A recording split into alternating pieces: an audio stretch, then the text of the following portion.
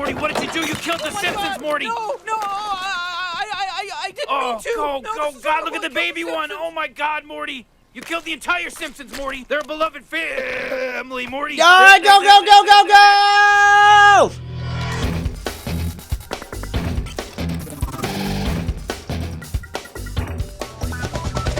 Welcome to Cordkillers, our mission to report the intel from the front lines of the cord-cutting revolution so that you, right there, yeah, I'm talking to you, can learn how to watch what you want, when you want, where you want, on whatever device you want.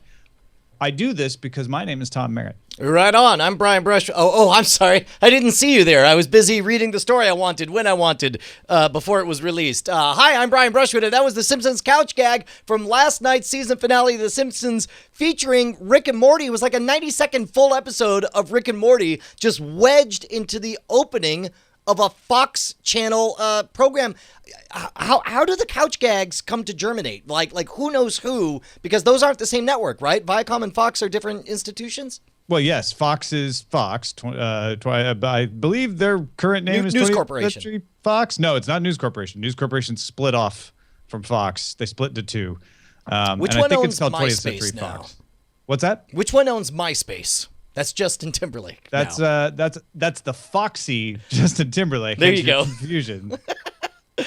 I think they're called 20th Century Fox, but yeah, that they own that, and Viacom owns Cartoon Network, Comedy Central, and all that, right? Yep. So I just wonder how friend. I would also imagine that the animation community tends to be fairly tight knit and feel I don't know, fairly independent. But I thought that was amazing. I love seeing that kind of cross pollination for interested markets. Yeah, I mean, and it was the final episode ever of The Simpsons. We'll never see another one. That's it. At least not another one with Harry. Oh, wait, Cartoon Network is a Turner company. Oh, so yeah, wait, that's Viacom, right? Doesn't change. It's just not. No, Turner is not Viacom, but it's still not Fox. So your okay, your confused premise can still stand, which is how the hell. But it's just Turner, not well, regardless, I loved seeing it, just like I love seeing you. We're recording a little bit later than usual because you had to rush back from visiting family. And I guess, shall we move on to the primary target? After I say congratulations, graduate Ben Seibert. So now. That would be nice. Yes, our primary target today is Hulu. We are going to get them in our sights and shoot our comments right at them. Is this Hulu's Arrested Development? They've rescued the Mindy Project from cancellation. And if you remember, Netflix, after Lilyhammer, but before House of Cards, although House of Cards was already in the works, brought us a continuation of Arrested Development. They are not the only ones doing the rescuing. Obviously, Yahoo Screen rescued Community. And Hulu says that they're going to give Mindy Project a full-on 26-episode season 2. None of this like 8, 12-episode stuff that we normally see. This is going to be a full-on broadcast style original. And this is also a little weird because Hulu's, owned by 3 of the broadcast networks jointly and makes its name on showing things like the Mindy Project, which it has from other broadcast networks. So there's a couple of parallels that obviously make sense. I mean, I assume that there's some contingent of the Mindy Project fan base that's really, really excited, but and it sounds like it had middling ratings, much like Arrested Development. But meanwhile, and I don't know how much of this is colored by history, but Arrested Development on Metacritic has an 89% score, whereas the Mindy Project has a 69% score. So again, that doesn't objectively make it worse or better, but it does indicate to me that at some point you dance with who's left there looking for a partner. And it seems like that makes sense for Hulu if in their metrics they show a strong, we think this will resonate with, let's say, I'm making all of this up, like let's say, this definitely resonates with this demographic that we're looking to appeal to. We think that we can reliably do it. To me, the most newsworthy part of this, the most surprising part, is 26 episodes is a monster order, especially for a comedy nowadays. I feel like maybe I'm wrong about that because even bringing back Community, it's a normal order for broadcast, right? When you're saying we need something that's going to cover 13 episodes in the fall, 13 episodes in the spring, that is still de rigueur. Not every series gets a 26 episode order, but most do. Well, it's totally unusual for a streaming on demand thing. That's exactly what I'm getting at, right? I can't think of a single one that gets anywhere near that. Orange is the New Black was like what, 10 to 14? No, they're all 12. They're all 12. Yeah, they're all 13. yeah. Okay. So I think even Community is that half season order as well. yeah. Well, which do you think that this is more, because we talked last week or the week before about how much, or I proposed that I think Hulu is trying very much to be just television on your PC, which means, guess what? If you're watching television, television has ads. It's on your PC. That's why you're paying for the membership and you still get ads. This could also be part of it. The flip side, the other positive end of it is that, yeah, you get ads, but also you get 26 episode monster orders. And when we're in for something, we're in for it all the way, and we'll shove it down your throat until finally you shut up and like it, because we're television and we're born. Personally, I don't really like 26 episode seasons. I think they're too long. Yeah, you and me both. Feel and often are split up into two actual seasons, right? Like one is 13 episode season, then you have a mid-season finale, which is really just a season finale, and then you pick up the next season with the new one. So especially with a comedy like Mindy Project that really doesn't rely on its story arc, that's not why you watch it.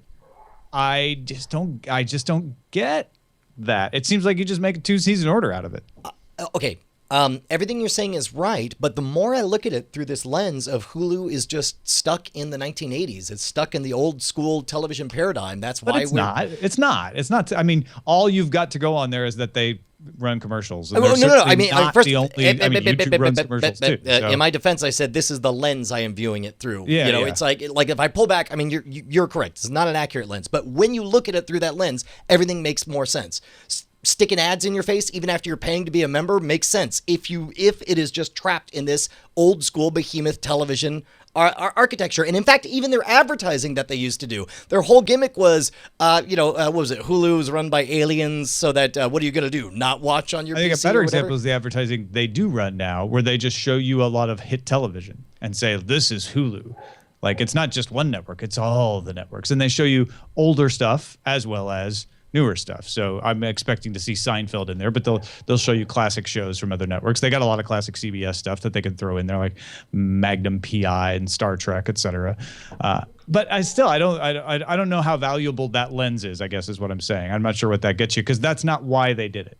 I mean, first of all, there's some reason why they did it. And I guess the more practical bet is that they had 26 episodes half written or ready to go. They had a plan. They expected to get picked up. It didn't happen. And it's like, well, we're ready to go with all this. If you want to keep everyone attached, we were all expecting a 26 episode order. So if you want to step in and do that, we could do that. And in this case, I do believe that there's something to the fact that there just ain't that many people left at the dance that seem to fit the character for Hulu. So it's probably a smart play on their part. Yeah, well, and they've got a bunch of other originals coming. They had, we've talked about them previously on previous weeks here. So they're also partnering with AT&T Uverse to sell Hulu subscriptions. We mentioned that they were doing this with Cablevision as well. And AT&T customers who choose to buy Hulu through AT&T Uverse get the convenience of adding it to their bill. So they're just paying one bill instead of paying Hulu separately. And then Hulu shows will show up on the AT&T mobile app or website, but not actually on their television. Can I confess something? Except unless if they have a Roku, and then they can sign into Hulu and watch them that way. I actually 100% am totally okay with this, and this is shockingly close to what. In full disclosure, I got cable when. I don't see why you wouldn't be okay with it. You seem to be setting up a premise that this is a horrible thing. Well, no. It's just a counterintuitive thing. It's like, why would you want to do that? Why, what is it that would make you want to add to your phone bill, a subscription network like this? But the only reason I haven't canceled cable is because the kids watch Disney Channel, but they don't watch it on the television downstairs. They watch it on their mobile devices and on their iPads. And if I could just wave a wand and have that fee go onto my mobile bill and tell myself I don't have cable, I would do that in a heartbeat. And if that's essentially what Hulu's offering with this partnership with AT&T, then maybe I'm okay with that, as long as, I don't know. Yeah, I mean, that's the convenience, right? The convenience is, I don't have to have a separate bill, and I still get access to all the Hulu stuff. But I don't understand. I don't understand why AT&T doesn't put it on their set-top box. That's the only part that puzzles me here. I get that. I think the billing convenience is an attraction for people, and of course, why wouldn't they add it to their apps if Hulu will let them? That makes sense to me. In my experience, AT&T Uverse genuinely really does try to give. It feels to me, in all my dealings with AT&T, they're schizophrenic. It's like the mobile division is dumb and incompetent and stupid, and then their cable division is brilliantly run, exquisite customer service, utterly delightful. Their internet, same thing or whatever. So if this is a case where this is, I wonder what division it is on there. So I don't know. I get the idea that AT&T is three very separate corporate cultures all mashed together under the same. Well, it's more than that. It's actually like AT&T bought AT&T bought SBC, Southwestern Bell, then they bought Bell South, and then they bought Singular. Like there's so many corporate cultures mashed up. They don't even align with their divisions. But this is the cable service. Oh, wait a minute. Yeah, no, I guess it's cable TV service. So AT&T Uverse cable TV. Well, that kind of undercuts my whole thesis then if I'm going to end up still having a cable bill at the end of the day. Well, let me give you something that will be a very clear message that you can wrap your head around, because Sure. I got nothing else to figure out here either. What I can understand is our patrons. Oh, dude. I mean, all of them? All at once? 2,104 of them, as far as I can tell. That's more than 2,000, Tom. Last time I checked, 2,104 is more than 2,000. That's like a legion. I'm not a math professor, but I think you're right. Hey, man, you guys keep us loud, live, and independent, giving you guys independent cord cutters news, and we don't have to take a dime from nobody except for you. You are our bosses, and somebody said that that joke was wearing thin, and I say, that's no joke, sir. I mean it. You are my boss, and we can't thank you guys enough for making all this possible. Patreon. Look, it's a value for value model. If you are getting value out of these shows and you feel you can afford to give some value back, we appreciate it greatly. It's what makes the show possible. Heck yeah. Let's see some signals intelligence. Give them what they're paying for. Or letting other people pay for it. It's fine. CBS All Access has added more live streaming. Okay, here's the news is that CBS now has live feeds in 64% of the markets. That's 94 markets total. CBS All Access is $6 a month. It gives you access to on-demand CBS content as well as live streams if the affiliate in your market agrees. Now, some of the affiliates are owned by CBS, so those agreed right away. They've been going through and negotiating with their affiliates to share revenue on this. They also added Chromecast support too, so you can get CBS All Access from your Android and iOS apps through Chromecast. But the big thing is CBS says, look, this is successful. We're adding more live streams all the time. And my thing here, Brian, is that this CBS is basically the last piece of Hulu, right? Hulu got, of the English language broadcasters in the United States, the big ones, they got ABC, they got NBC, they got Fox. They got some back catalog from CBS, pretty much nothing that's current. And CBS All Access gives you the current stuff. So this is CBS saying, okay, well, if we'll charge you less because we're only one network, but not that much less because it's $6, not $9. And we'll give you a live stream on top of that. Now, in 64% of the markets, that's true. In some markets, they haven't figured it out yet. Is that where? What does this mean, Brian? Where do you think this fits in as a consumer to be like, oh, yeah, I want that to happen to the other networks? Or do you think, no, shut up, CBS, and just join Hulu? Yeah, okay, so there are two ways to look at it. First of all, from the consumer perspective, for right this minute, it's frustrating because what we all want is one portal where we can get a more traditional television-like experience and watch what we want when we want on whatever device we want. And obviously, having somebody refuse to play ball or cooperate in holding back their content, insisting that you sign up for yet another app or yet another whatever, is a big pain in the butt. However, it is a smart play from CBS's perspective, is because they're saying we are not just one of these other commodities. We believe that our programming is superior. And plus also, if you're a fan of competition, as inconvenient as this is more competition. This is what an ugly marketplace looks like before everything gets figured out. And yeah, it's frustrating. Now, the good news also, if I understand this article correctly, Tom,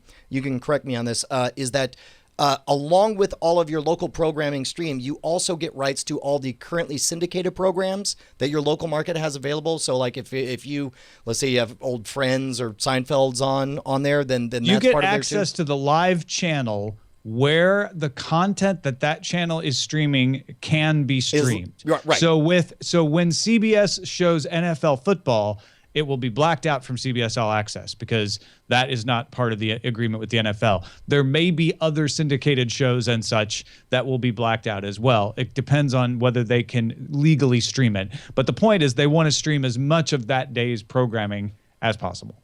Yeah. And by the way, Ken from Chicago in the chat is giving me a hard time saying like, well, do you want you want competition or one giant feed? It's like, look, man, I want both. I want all the benefits of competition. Also, as a lazy consumer, I want to deal with none of the headaches that come with it. I actually don't want competition, right? What? Like, that's not my goal. My goal isn't competition. My goal is to be able to watch what I want, when I want, where I want, on whatever device I want. If a monopoly gives me that, monopoly me all day long. If competition gives me that, let's competition it all day long. That's actually that's a separate conversation, which we will have sometimes on this show. Sure. But the point isn't competition versus monopoly. That's like saying, do you like Phillips heads or flathead screwdrivers? I don't have a pick. I choose whichever one fits the screw I'm trying to drive. That's what this is all about, is trying to figure out what screw we're trying to drive. Well, tell me this. Do you feel like as for you and your stated polemic, are you happy with how this is going, or are you unhappy with CBS standing firm? Yeah, I don't know. That's what got me so flabbergasted at the beginning here. On the one hand, I think it's great that CBS is giving us access to their content. So I can watch, with exceptions, right? We've got these rights things, and those have to be worked through. And there's even some back catalog stuff. We'll have an email about that later.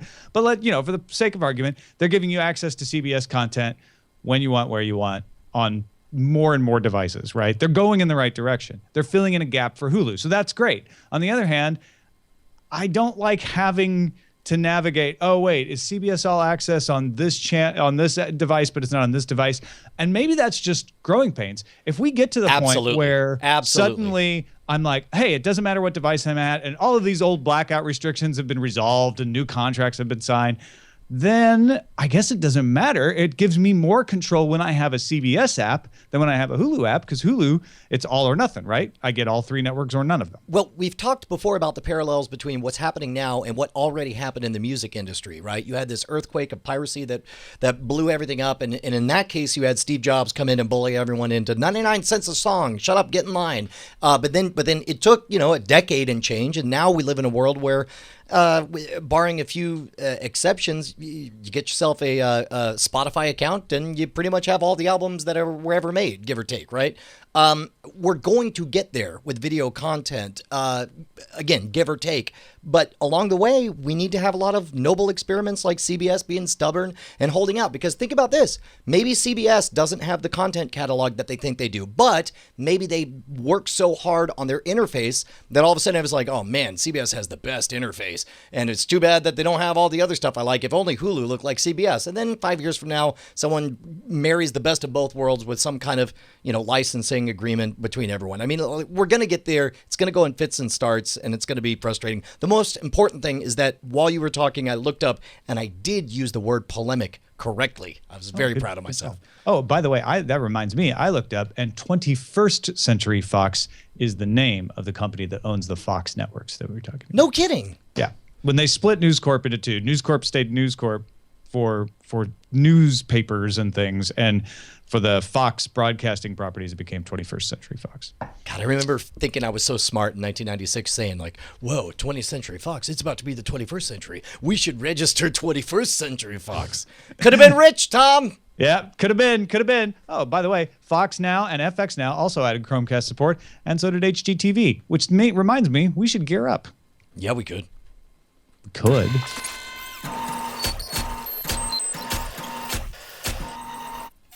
Brian, I feel like this story about TiVo today it contains all of the pieces of the overall TiVo story, which is like getting something so cleverly ahead of the curve right, and then getting other parts of that same thing so horribly wrong. All right, walk me through this, because the thesis, as I see it written down, is TiVo wants to become the legal version of Aereo, right?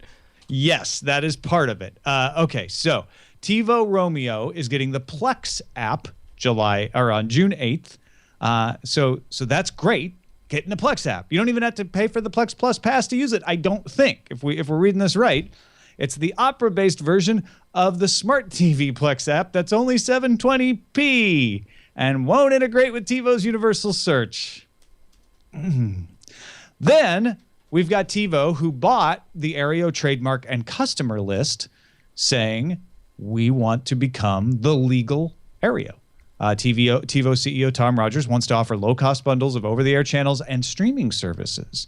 So you could buy a package, have a TiVo, and get over-the-air channels and Hulu and Netflix potentially. They haven't signed any deals yet. He says the answer is pretty clear.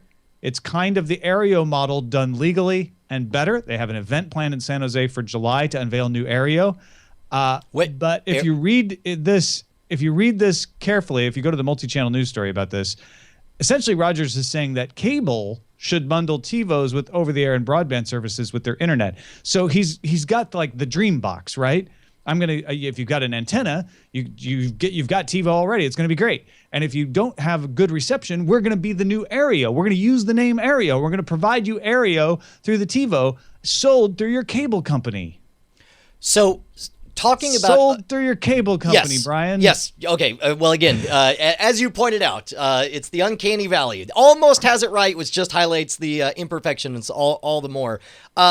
I think to be honest, it's a brilliant move on TiVo's part. As wrong as it is, and is not 100% what we want as it is, TiVo has played second, third, fourth fiddle for so freaking long. They essentially have the chance to hijack the punk rock, the Napsterness of Aereo as far as brand value, and apply it to generally a good product, give or take, ? Well, here's where I can't tell from the things that Tom Rogers said what they actually plan to offer. So it is unfair to criticize them yet. But it is conceivable that from what he said, they would have a service that might only be available through a TiVo box, which would be a big step down from Aereo. Maybe not, though. Maybe it'll be like featured on a TiVo box, but then you could still get it without a TiVo box. And so they have not put forward all the hardware capabilities of. I mean, we assume this would be a sling, like it would be your antenna on your. Okay, you don't know. No. This is definitely meant to replace Aereo. Like, you don't get over-the-air broadcasting, so we're going to provide you with these streams, right? We're going to do Aereo, but we're going to do it legal. We're going to make the agreements with people. We're going to do that part right. So is it going to be tied to TiVo hardware? And he definitely is sounding like he wants the cable companies to sell it, which means, hey, you can get Aereo as long as you buy a TiVo through your cable company's internet provider. Now, that part sounds brilliant, right? I agree with you there. Like, having the internet providers be able to sell this is kind of a great transition mechanism for them. They don't want to be dumb pipes. Here's a great way not to be a dumb pipe. Partner with TiVo to sell Aereo service to people who just want an internet subscription. That's fantastic. But if you can only get it through cable internet service providers, that would suck. Yeah. Okay. So I got to admit, in other words, it's like, oh, I'm not on the right ISP, so I can't get Aereo. When I first read this, what I immediately assumed was the case is that they were going the sling box route, where it's like you're using according to the way everything broke down. If I understood the Supreme Court arguments correctly, is like the real problem was that you were renting an individual antenna with the Aereo case. However, if it was your own antenna and it was your own DVR and it was your own point-to-point tunnel that was going around, then you would have been fine. I figured when I saw the headline that that's what TiVo was planning to do. No, but TiVo's from everything saying you just said, that's not the case at all. No, TiVo would develop a legal version by making agreements with the channel providers. I mean, here's the weird part, Tom. As long as it's still $9.99 a month, I don't know that it matters. I mean, it's $9.99 a month, and you have to buy a TiVo to use it. Now, are you still okay with it? Yeah, I think I am, man. It's $9.99 a month, and you have to buy a TiVo to use it, and you can't use AT&T Giga service. You have to buy Time Warner Cable. And we're done with me being okay with it. and to be fair, let's be fair. That is not what Tom Rogers said. Right. I'm not trying to put words in his mouth, but there are a lot of things he said that were very vague and made me worry that might be what they are going to do in the future. Look, man. as we get closer to the end game, and I really do feel like we're headed towards the end game of this, right now, a lot of people are saying things or have been acting as though they're fundamentally opposed to X, Y, or Z.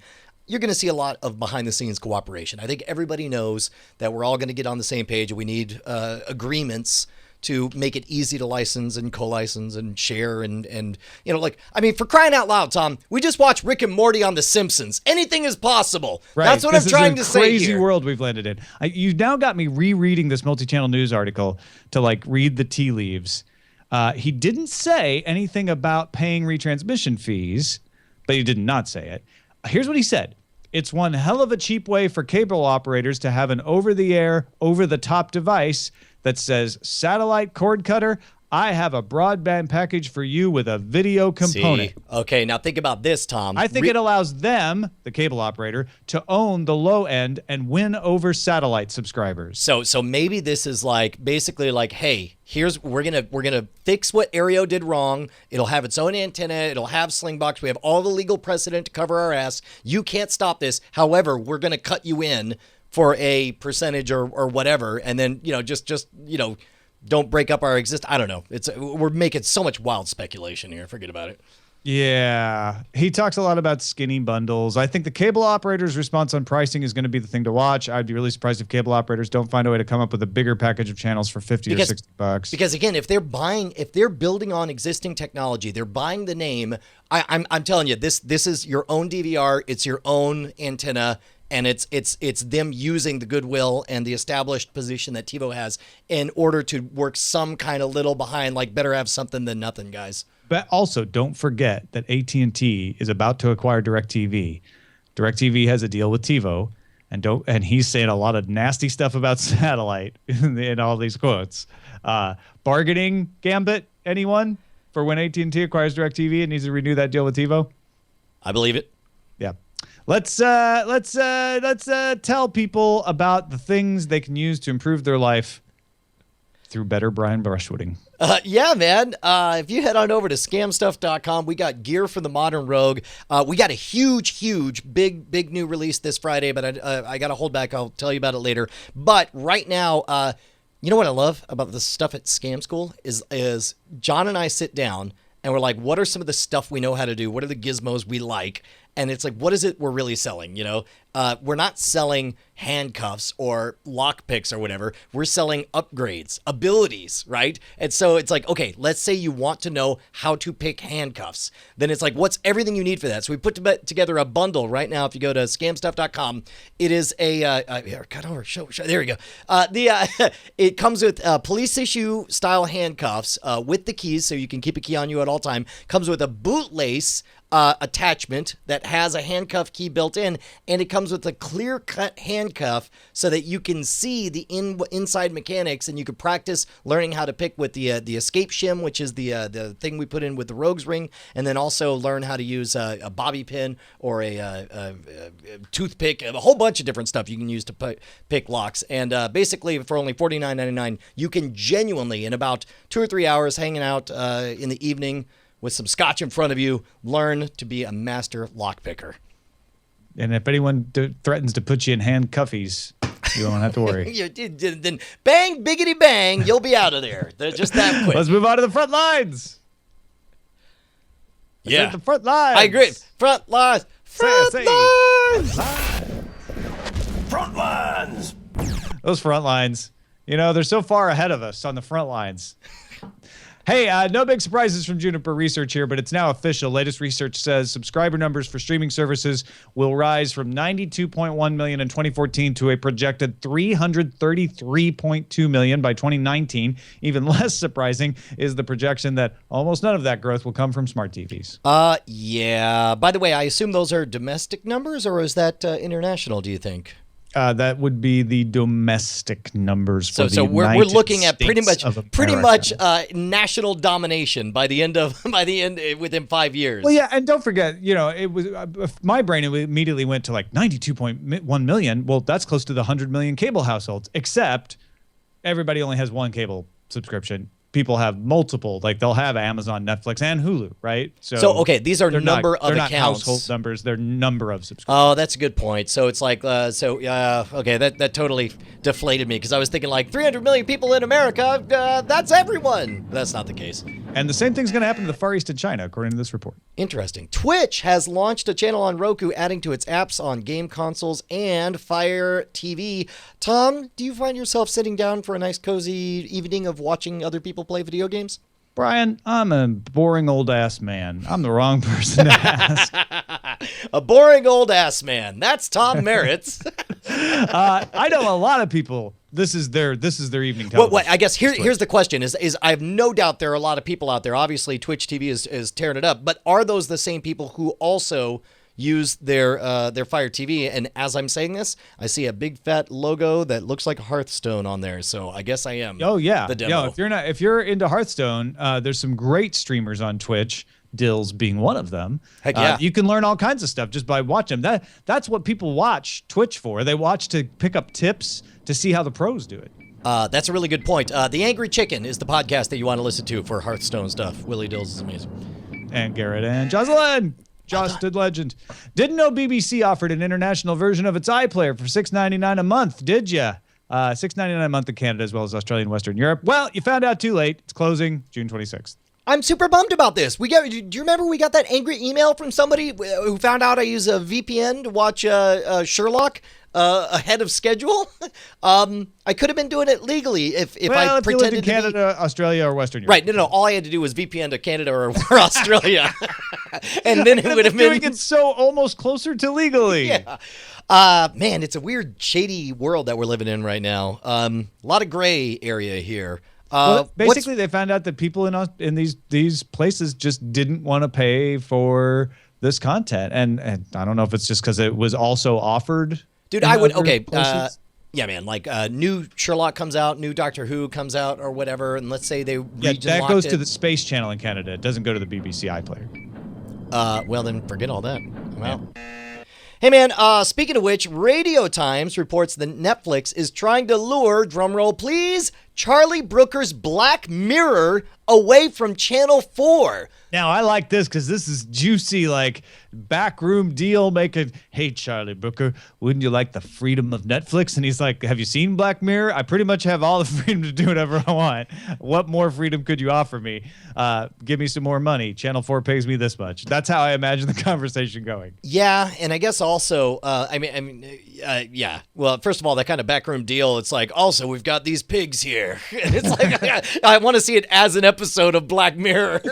Oh, that would be amazing. Either way it goes, whether Channel 4 keeps it or not, they should do a like self-referential. No, to be honest, I really do feel like it's a match. I think that there's a credibility that comes internationally with being a Netflix original. You're up there with Orange is the New Black, House of Cards, and so on. You qualify for awards that you wouldn't qualify if you stayed extension.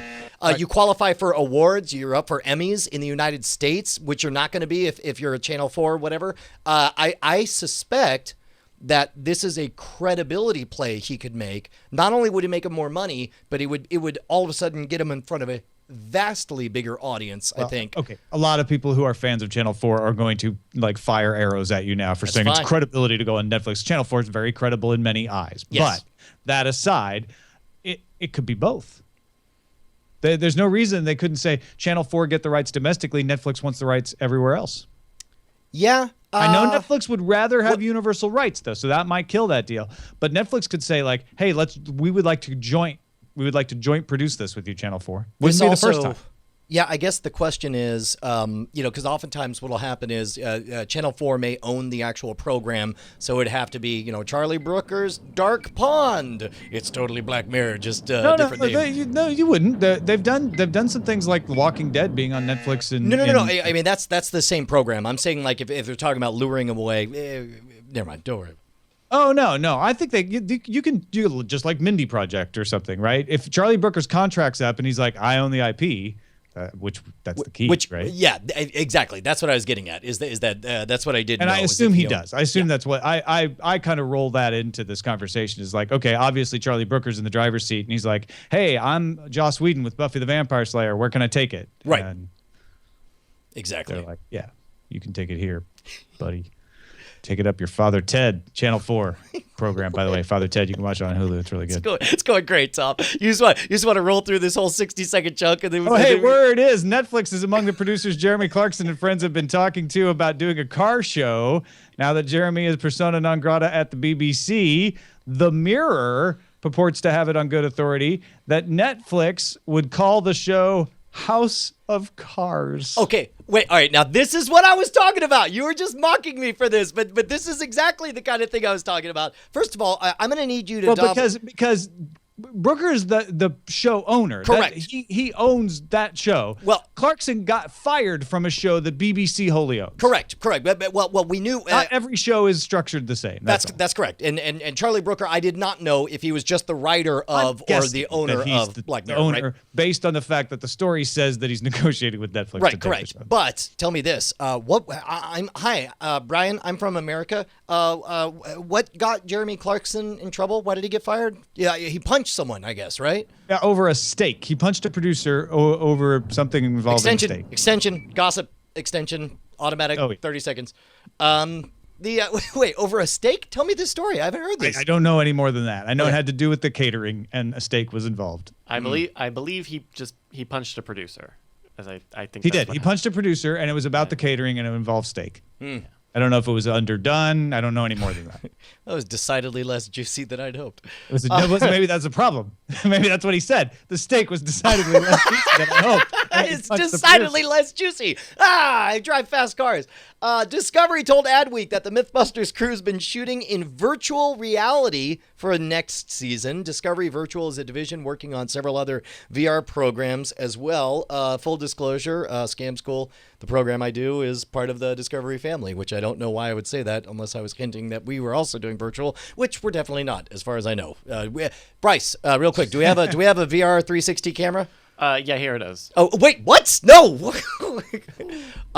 Which, by the way, after you saw the demos in HTML5 on Chrome of YouTube videos played in that 360 space, right? Yeah, I may have seen one done of something I was in once, just for kicks. Oh, right on. So, especially for big spectacle, the way the MythBusters do, and for such a powerful property that is at Discovery, I got to imagine that's a natural fit. It might look silly. It might look like any number of other fads that didn't pay off, but I think it's a smart play. Well, I kind of feel like, yeah, of course the MythBusters not shooting in VR, like some segments at least, something to put on the web.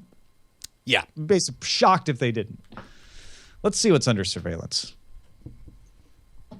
It's all about location. Actually, it's all about the trailers this week. We got trailers galore here. Brian, the trailer is out for Aaron Sorkin's Steve Jobs biopic starring Michael Fassbender and Seth Rogen, directed by Danny Boyle. Yeah, let's take do you mind if we take a tour of these? Just watch a few seconds of each one? No, do we care? Yeah, I mean, I Go watch the whole thing. I feel like you're cheating people when you give them just a little bit of it. Okay, well then, here, give me some audio and I'll talk over it so I can ruin it that way. Did you watch them all? I watched this one, and specifically, it's got a lot of names I like. Michael Fassbender is a very amazing talent. I think that Seth Rogen brings a lot to the table. Aaron Sorkin, Newsroom, did not grab me. And West Wing? Yeah, did not grab me. Social Network? So weirdly, Aaron Sorkin's the one part of this equation that I'm not really enamored by. Which I'm sure is not what I'm supposed to be feeling. The trailer caught me, though. I was like, I was skeptical on all sorts of levels about this, but the trailer made it look like it might be worth seeing. Oh, yeah, Kate Winslet and Jeff Daniels. Yeah. Then there's the longest trailer for the new Supergirl TV show that came out. By the way, that worked really well, playing it underneath like you did, Brian. I think that was good. We have our production meetings during the show, folks. That's good. So, we get feedback. We're a loving couple. So longest trailer for the new Supergirl TV show came out, and a lot of people were upset because it looked like a rom-com in parts, romantic comedy. A few other folks said no, like Veronica Belmont, for instance, was like, I thought it looked great. I thought it showed like some really interesting facets of the character, and I'm intrigued to learn more. How did you feel, Brian? Well, I did not get to see this one, so you'll have to explain to me as more of a Marvel guy. That's what I just explained it to you, dude. No. Explain to me as somebody who grew up in the Marvel universe. What is Supergirl's backstory? I don't even know. You seem to be setting me up as someone who knows Oh, okay. Well, I mean, I'm assuming that you What saw the the trailer. backstory Dude, if it is a rom-com, I mean, I know the basics, which is like she is Superman's sister. okay. So tell me this, and we are entering a world where it's important. Okay, in a world where Avengers: Age of Ultron can get a backlash and a mean backlash to one of the strongest pro-feminist writers in all of television and movie history, and can cause such a ruckus with Joss Whedon. I can understand in this charged atmosphere people saying that it would be if they took a lighter tone with Supergirl. They're like, oh, it's because she's a girl, it has to be a lighter tone, it has to be more of a romantic comedy thing or whatever. But then I could also see somebody saying, yeah, it does, because guess what? We just saved the Mindy Project over here, and it's not about a dour, pouty Jesus saving the planet. It's about a girl with girl problems doing girl things, and that's what the demographic wants. I mean, do you feel like this is an opportunity to stake a claim in the superhero female space, or to make a point, or I'm really curious to see this play out, and I don't know what the smart thing is or where it's going to go or what the reaction to it is going to be. You should watch it because you're asking the right questions, and you'll have your own answers if you watch this trailer. Okay, all right. It's a really interesting chunk. It almost feels like a mini episode in a way because it gives you a big portion of her story arc, which I assume this is all from the pilot episode. And yes, it starts off a little bit like the Black Widow fake trailer from Saturday Night Live in ways, but don't forget when you're watching it that Clark Kent is intentionally dumb and awkward and, on purpose hiding who he is. And so I think some signals get crossed where a romantic comedy sort of tends to put its heroine in the position of a powerless, awkward, person. This is doing it because she's like, well, I have to hide that I'm Supergirl, so I need to act like that. But then there's also parts of it that are her just being inexperienced too, because she's young. All right. So this next one, the sci-fi original Magicians, I did watch this trailer. And yes, Lev Grossman's Magicians trilogy is coming 2016. And your reaction was very interesting, Brian. Yeah, okay, so you watch the trailer, and it's about somebody who knows, like, sleight of hand or whatever, and he's going for an academy, and then there's this weird moment, they're like, no, show us actual magic, and they, very Harry Potter style, he starts levitating cards or whatever. To me, this is a smart demographic shift, because all of those 10-year-olds who started reading and watching Harry Potter around 2000, when Wizards of Waverly Place and all these Harry Potter ripoffs were all about, oh, if only Hogwarts was real for kids. This is Hogwarts for adults, now that they're all in the demographic of 20 to 40-year-olds, and they're still fantasizing about the same things. The same high you and I are chasing and enjoying when we watch Avengers, like, oh my God, it's my comic books all grown up, is what this has the chance to appeal to the Harry Potter generation. And I think the sci-fi people are probably thinking that exact same thing. I don't think the books that they're based on were targeting that exactly so much as being a result of it. So it's really interesting for me. I read The Magicians when it first came out. Lev Grossman was the second person we interviewed on the video version of Sword and Laser on Geek and Sundry. And he's actually more influenced by C.S. Lewis's Narnia than Harry Potter. And that doesn't come through in the trailer at all, although that aspect of it will be in the TV show. And so seeing that the reaction to this is really interesting for two reasons. One is Lev Grossman's like, oh yeah, I was definitely influenced by Harry Potter, but I was like, that's not how kids would act at a magic school. Let me show you how kids would act at a magic school. So he wrote it with them in college to kind of grow them up a little more and make them a little more emo. And the TV series has taken that even farther and putting them in grad school. Which I think is a smart play. Again, demographically, and I suspect that has to be a demographic thing when they're looking at it. But and then the trailer's out for the 3-part miniseries Childhood's End, coming to Sci-Fi in September, based on the novel by Arthur C. Clarke. Yeah. Dude, Tom, I got to tell you, Arthur C. Clarke's Childhood's End is one of my deeply precious books. I haven't talked about this on any of the shows or whatever, but it's one of those that mattered a lot to me. It's like when in high school we had to read Brave New World in 1984. We didn't have to read Childhood's End. I came across it, and it was like, well, that's the dystopian future I want. Why are there not aliens coming over and forcing us to stop behaving like children? You know, why, you know, I loved it a lot, and I'm going to try to speak spoiler free here, but I know who this narrator is here, and I wonder whether we'll ever see the narrator or what we are going to see of this. Does that make sense? I want to see who I'm talking to. Yeah. It seems like, you know, I might go to great lengths to find out who I'm talking to. Yeah. Childhood's End was second or third book in the Sword and Laser book club. It might have even been before we started the podcast. And it's got a special place for me because I read it long before the book club too. Is one of the reasons it was one of our early picks. It's I really hope they do it justice, and the trailer made me think that they will. Yeah, I hope so. Sci-Fi is pretty good at making trailers that look good. Yeah, that's true too. But, I mean, but also you know they brought us. We've got The Expanse coming, which looks great and is a great book. We got The Magicians coming, which looks great, has a great book. It looks like Sci-Fi may be about to turn things around. Yeah. They definitely had a rough patch there. But keep in mind, you know, they also brought us Battlestar Galactica, and that is a great gift. So say we all. So say we all. Now, in what we're watching, I did not get a chance to watch Mad Max Fury Road because my nephew was graduating and we had all kinds of family stuff. And I'm going to talk a little bit about what that made me realize. But Brian is chomping at the bit to talk about Mad Max because he did watch it. And like everyone else who's watched it is raving about it. Well, and keep in mind, I broke a promise in order to do this. And the promise was to you, the audience. I promised that I would watch Ex Machina by the time it came around. I also promised that I would watch it, Ex Machina, so we could talk about it on Weird Things. And instead, I realized, like, look, Ex Machina's moment of white-hot electricity is, you know, a week or so in the past, whereas it's clear something is happening with Mad Max Fury Road.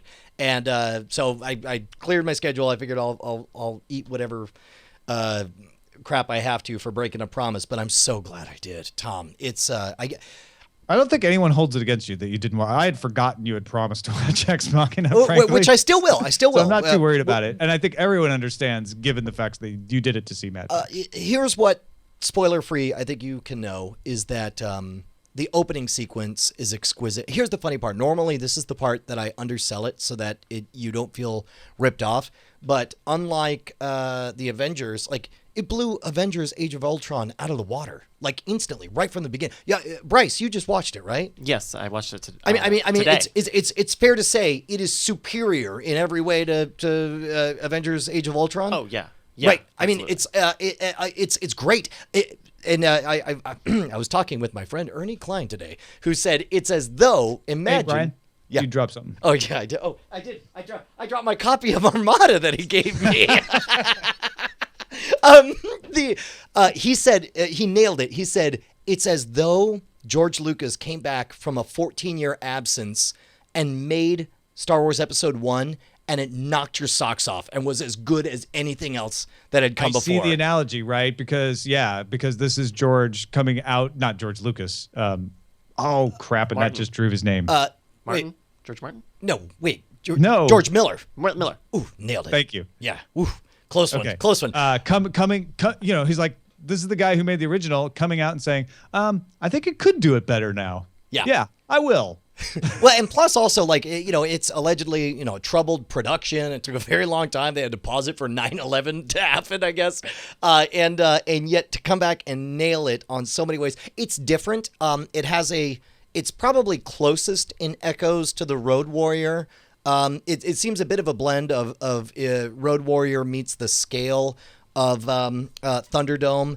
But I'll tell you what, and there are a couple of moments where, you know, it's very CGI, but those are very few and far between. I think by and large, it's a very judicious use of CGI. And like, there are moments, there's a moment makes it so good. Because I saw the trailer and I'm like, that looks great. And I'm a big fan of Mad Max and a big fan of Road Warrior. I'm less of a fan of Thunderdome, but I love it. And I looked at this and I'm like, these are all the things that I loved about those two movies. But of course, doing that over the length of an actual movie is a whole different proposition. So we'll talk about it, but here's what it gets right, and you're going to see this firsthand. The pacing is right. There's never a dull moment. The pacing is exactly right. The characters you get. Most importantly, the language is spoken correctly. This is a story of set pieces and novel combination of elements that are in front of you. Music is not comic books, is not novels, is not sitcoms. This is something that knows what it is. It is a movie made of storytelling, and Max barely speaks in this. I think it's like halfway through, and he's certainly a genuinely matter iteration of Max. He's somebody who's in his head, and so as a result, a lot of what your character development with Max is spoken in images in his head, and it just plays. And there's some amazing conversation. Okay, to me, a movie wins when it weaves its spell over me, and I accept things that any sensible person would not accept. And I've used the example before of Men in Black. Men in Black, yeah, of course, he's got balls on his chin because he's a Balchinian. Yeah, why not? I believe it. There's stuff that happens in this movie, set pieces and characters and rational things. I was like, well, yeah, of course you would combine that thing and do that and ride that thing that way. Of course you would gouge those body parts out and put that on. It makes sense to me. And it's like, it did it. And I loved it. Well, Game of Thrones, Rick and Morty. And what else? Just going back. Rick and Morty's coming back next month, and we just saw the crossover with the Simpsons. So I'm just going back and getting my head in that space too. I just found the Hollywood Reporter story on why Rick and Morty showed up on the Simpsons. Justin Roiland. Yep. Had the crazy idea of asking Matt Groening and folks at the Simpsons if they would be interested in doing DVD commentary on Rick and Morty. Oh, that's hilarious. That's such a Justin Roiland thing to do. Groening found out that he wasn't the only fan. The animators on The Simpsons were fans of Rick and Morty. All of the writers were as well. They'd never done a DVD commentary for another show, so they did it. But when and then after they did that, it just led to them saying, "Hey, well, let's have you do something on our show," and the story goes from there. Oh, that's great. That is exactly what I would hope would be the backstory on it. That's amazing. So I have not watched yesterday's Silicon Valley, but I did watch, as last week I had watched yesterday's Silicon Valley. I did watch that one, and it continues to entertain me. Bob's Burgers I've been keeping up with. Once Upon a Time season finale I thought was really, really good. They got a lot better. And I'm going to say this, and I know, Brian, you're probably going to think it's because of Frozen, and a lot of people will think that too. The story kind of fell apart. Not fell apart. The story was weakened when they brought the Frozen characters on, but I really don't think it was because they brought the Frozen characters on. I think it was just they were finding their way forward, starting to lose the thread a little bit. And it wasn't till after they got rid of not only the Frozen characters, but the 101 Dalmatians characters, that they found their way into a more compelling story. And it has to do with the author of fairy tales. And they finished up the season really strong. I liked it a lot. Tom, because you and I have a long history and I regard you as a brother, I'm going to assume that you meant every word of that and that you did not just make up a bunch of stuff about a movie or a television show just because you knew that I hadn't seen any of them to tease me live on the air. No, I really not. I mean, okay, as you were describing, I was like, seems to me like a meaner person would say all these things and let me nod as if they all made sense while quietly mocking me. But I don't think Tom would do that. You can check with Bill Meeks, who does the podcast about Once Upon a Time. He will verify that everything I said was accurate. I know I haven't been talking much about Once Upon a Time, but I have been enjoying the last few episodes. And the Mad Men series finale was last night. I did watch that. If we could I? Because I genuinely don't care about Mad Men, but I'm fascinating to know your experience. Can we save that for spoiler in time? And you can literally spoil me on absolutely how it ended and why that's important. Fans, your wish has been granted. We will be talking about the series finale and the series on the spoiler in time. I will say that I loved it. I loved the finale, and I want to talk a little why it was easy for me to watch The Shield for this week's spoiler in time and the finale of Mad Men on a weekend when I could not get to the theater to watch Mad Max Fury Road. And this to me is like the brilliance of cord cutting, which is Mad Max Fury Road's in the theater, which meant I had to go to a theater. It wasn't the price. It wasn't the inconvenience. It was I had to physically take myself and put myself in that place for 2 to 3 hours, right? Probably 3 hours when you consider everything. Sure. And I could not do that. That was just not something. It would have been rude in some cases. It would have been impossible in other cases. But you know what I could do? When we were driving from Greenville to Champaign, Illinois, I could watch The Shield on my phone. And I didn't have to watch the whole thing. When I got partway through and we had to stop, I could pick it up later on, which is what I did. When I wanted to watch Mad Men, what I could do is wait until my sister and her husband were done watching Game of Thrones. And then Eileen and I could go upstairs on my laptop over my Slingbox and watch a recorded version of Mad Men off of my DVR. So I was able to control what I wanted to watch and when I wanted to watch it and where I wanted to watch it and what device I wanted to watch it. And I watched all of those things. The one thing I couldn't control any of those factors on, which is the movie in the theater, I couldn't watch. So weirdly, especially, and it's funny that Mad Max is the catalyst for this discussion, because Mad Max is one of those things where I kind of want to say good. Like, I'm genuinely glad you didn't watch Mad Max on a cell phone. I'm genuinely glad you didn't watch it in 20-minute chunks. I'm glad that sometime this week you're going to get off your ass, you're going to sit in a darkened theater, you're going to smell a guy next to you, you're going to eat some popcorn, and you're going to have your mind blowed out the back of your skull by one of, if there's ever a movie this year that you need to see in the theater, Mad Max is it. How strange that I find myself saying these words. Well, I don't think it's strange at all. I think it shows the reason we're always like, no, you shouldn't say movies shouldn't be in theaters. You shouldn't say TV shows should always be available for download immediately. There are reasons. There are good reasons why those things can happen. And later on, Mad Max Fury Road will be out. But there is a natural advantage that Brian just described for having it in the theater, which means they shouldn't worry about people being able to access it on their phones and DRMing and banning cameras, because the experience when it's done right is so much better anyway.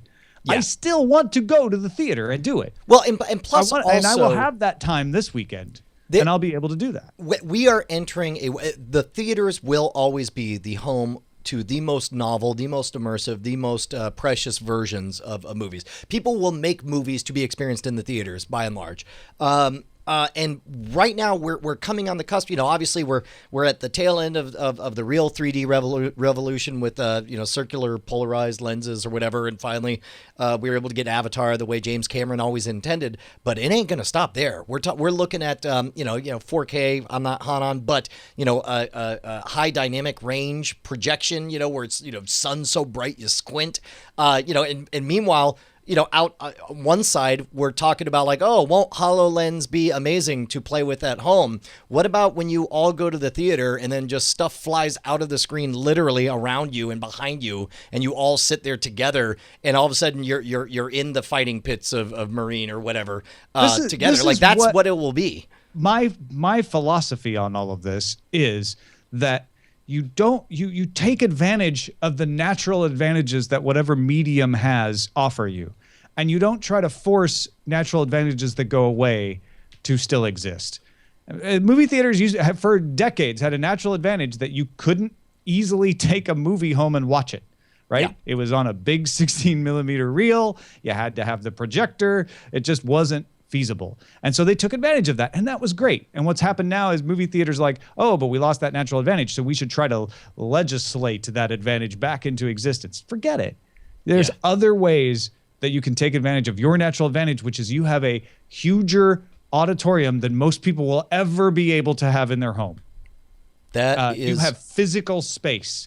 And you have the advantage that you can take of that. Well, it's also you have the opportunity to create a multi-sensory experience. I mean, understand, like the reason I love my Alamo Drafthouse experience is because I get to physically eat pizza and smell pizza and drink beer. You can do that at your house, though, right? No, it's not the same. Nobody serves me at my house. Come on. Exactly. Yeah. Hey, man, we are running late.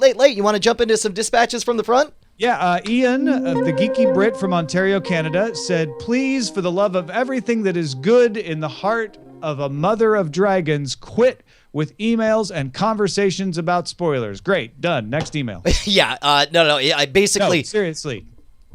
Next email. Okay, we're done. Hope you enjoyed it. Are you gonna buy that? No. Well, here's what I was gonna say is the reason I put this in there is because number one, the pro-anti spoiler debate continues to rage in the emails. I'm reading all of them. I'm doing my best. People literally saying some nasty stuff about me. It's like what's funny is people will say it's not just that you spoiled it, it's that you seem to enjoy spoiling it. And it's like, first of all, look, I'm putting on a show. Don't worry about it. Calm down. I don't want to take anything away from anyone. But then we get emails like Ian's, who's just like, calm down, everyone else. Shut up. Who cares? If you don't like it, don't listen. Here's the thing, though. You know what the media really loves to do, and why all of our political coverage ends up being about what the political coverage of politicians is? Because the media loves to talk about the media, and we are. In this particular case, as hosts of Spoiler in Time, and very interested in spoilering, at risk of starting to cover the spoilering instead of doing the spoilering. Yeah. So I would like to take this, all joking aside, I would like to take Geeky Brit's suggestion as the definitive, you know what? We're not going to discuss this on the show anymore. Yeah, and you know what? Our final statement on this is we will continue to do our best for you. We will try to be fair, and we will never go out of our way to ruin your experience for you. However, understand we absolutely, definitely will screw up, and at some point you will be upset, and we will get your email, and I will not respond to it. I will tuck it aside, and I will maybe whisper to Tom that, hey, we got another one of those emails, and Tom will roll his eyes and say, oh, gosh, shut up. And it'll be done, and then he'll go, and he's going to issue a judge's ruling. I demand to see a gavel immediately. Motion carried. Amazing. We got an email. It says, regarding WMC's demise, I too am disappointed with Windows 10 not continuing WMC, Windows Media Center. You mentioned apps like Plex and Kodi. Yes, I use Plex myself, but what we'll miss most from WMC is the over-the-air DVR functionality. As of now, I have yet to find any other DVR software as easy to set up and use as Media Center. He asks for suggestions, so I threw it in here, figuring somebody in the crowd would have some feedback, but it looks like you had an idea there, Tom. First of all, go Cards, David. Second of all, I know you mentioned Kodi, but it seemed like you didn't think or maybe missed or skipped or didn't like the DVR functionality in Kodi, but people should know that there is, Kodi is what used to be called XBMC. There is over-the-air DVR in Kodi, but I think David's complaint is that he doesn't really like how any of these work. He might want to check out Media Portal, which is essentially Kodi with a different interface, which a lot of people like the interface, but some people don't like the interface that much. I think you're right, Brian. Let's throw it out to the audience to be like, hey, folks, we know we have Windows Media Center fans who wanted over-the-air DVR functionality. Aside from, well, I'm just going to keep my Windows Media Center box for as long as I can, which is a perfectly reasonable reaction. Sure. What alternatives do you find are acceptable out What fills the WMC-sized hole in your heart? From Neil, Cordkillers, love the show. I was one of the lucky ones that got on the deal for the lifetime TiVo over the air for $299. Got it last week. I'm loving it. Haven't had a DVR since I went over the air and been using Hulu as my cloud DVR per se. And now with TiVo One Pass, I see myself canceling Hulu once I catch up on some shows. I can keep up with the motto and record what I want so I can watch it when I want.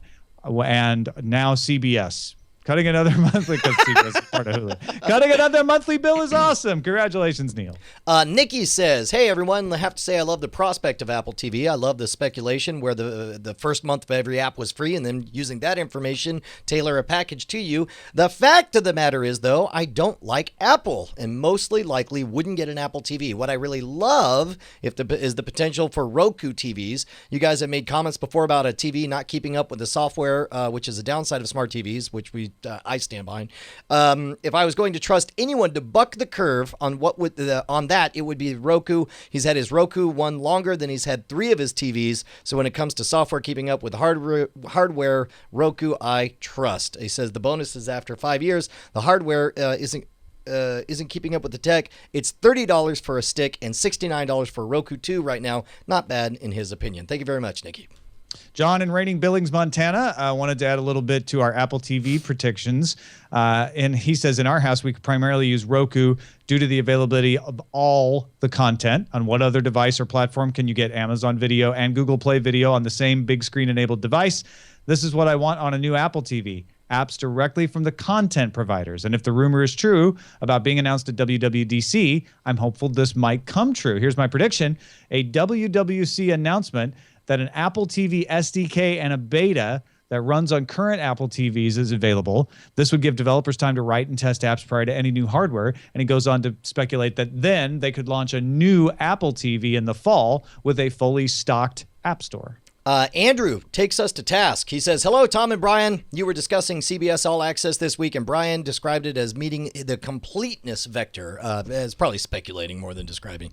But I wonder if you've actually used it. The answer is no. I haven't gotten hands-on with the CBS app. Have you, Tom? I have not. Okay.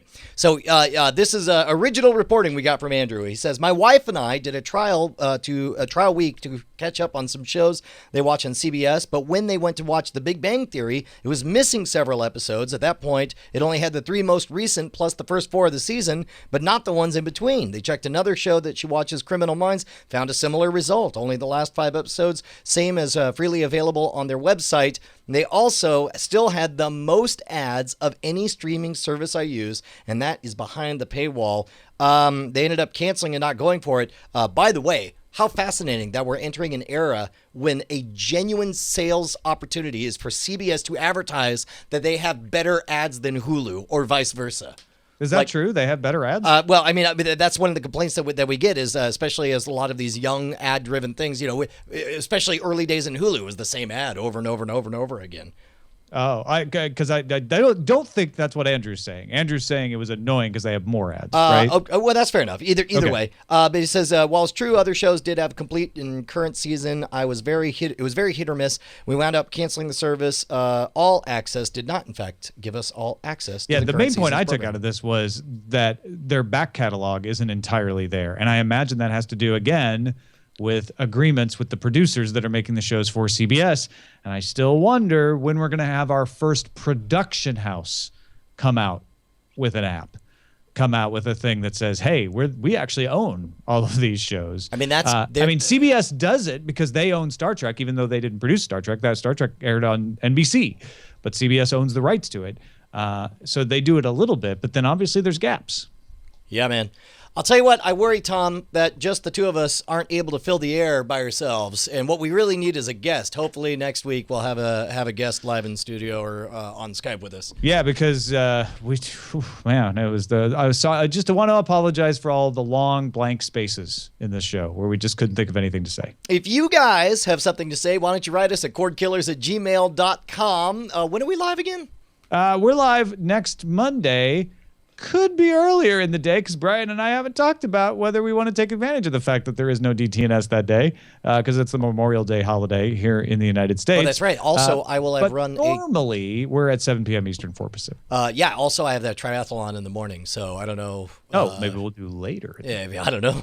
We'll do Brian with ice on his knees, a We'll special. do it whenever we damn well please. And you can listen to it. How we want. No, but normally it's 7 p.m. Eastern, 4 p.m. Pacific. Next week, your mileage may vary.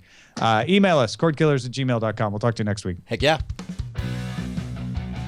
Hey guys, Tom and Brian here. We just wanted to say thank you to all of our $5 patrons who keep us loud, live, and independent. You guys make Cord Killers the production that it is. Your name appears in the video credits and appears in our hearts. And if you'd like to become one of them or see who they are, you can go to patreon.com/cordkillers.